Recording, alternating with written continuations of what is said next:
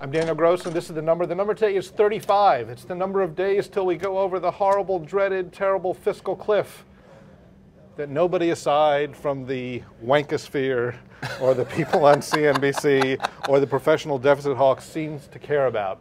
I'm joined by Felix Salmon, blogger extraordinaire at Reuters, web video, multimedia guy, Muppets, British subject. Subject of Her Majesty the Queen, just like Mark Carney, who we'll come to in a minute. So many of our colleagues, including our colleagues right here at the Newsweek Daily and the Daily Beast, seem to care a great deal about this horrible fiscal cliff that we're going over. There's a thing on CNBC with a car, like, you know, falling over a cliff. So basically on January 1... Which personality on CNBC is driving it? Kramer? So yeah, nothing happens on January 1. You know, day 36 is actually no different from day 35. And this weird false sense of urgency, I think, is a way for the Republicans to persuade themselves that they, you know, can come to a deal now and not drag this on into perpetuity. And that's good for them because there's no outcome to these negotiations which is good for them. If they just get it over and done with in the lame duck session, get it out of the way before January 1, they say, oh, we're being great statesmen because we did it before the deadline.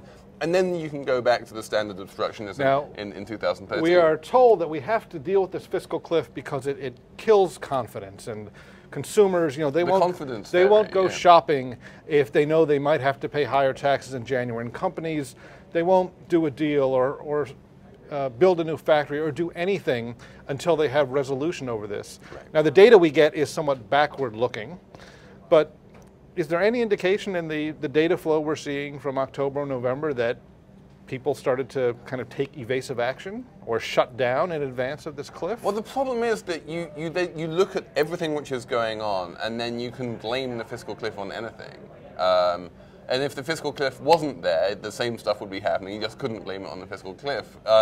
Proving causality is basically impossible, but my gut feeling is that you have a few people taking capital gains right now. Because there's a very, very good chance that capital gains taxes will go up, and there is absolutely zero chance that capital gains taxes will go down. So it makes sense. We are seeing a rash of companies that were supposed to pay a dividend in January, which are now paying the dividend in December, or declaring a special dividend, which is allowing insiders like Sheldon Adelson or the family that controls Dillard or Walmart to get a lot of income in December and thus evade a higher tax. So that is some real activity that seems to be influenced by the cliff. It's moving money around. I mean, you know, if you get a dividend in December rather than getting the same dividend in January, that really has zero impact on the U.S. economy. I mean, it might create a little bit more liquidity in December for people to buy their Christmas presents, but it really makes no grand difference in the grand scheme of things. But I think what it does show is that people are really serious. And this is the one thing which I'm quite optimistic about.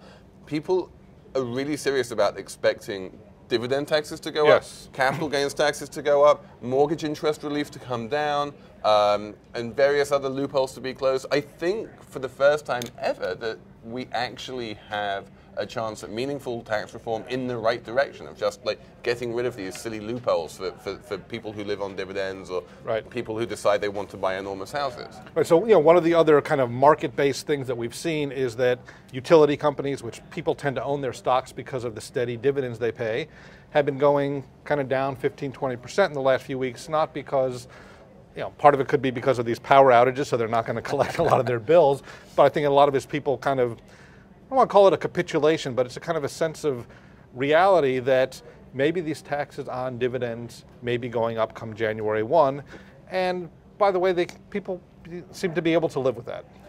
What I'm waiting for is the other shoe to drop. I want companies to start paying interest, to start paying taxes on their debt payments as well as their dividends, as well as their equity payments. It's all forms of giving back capital to funders.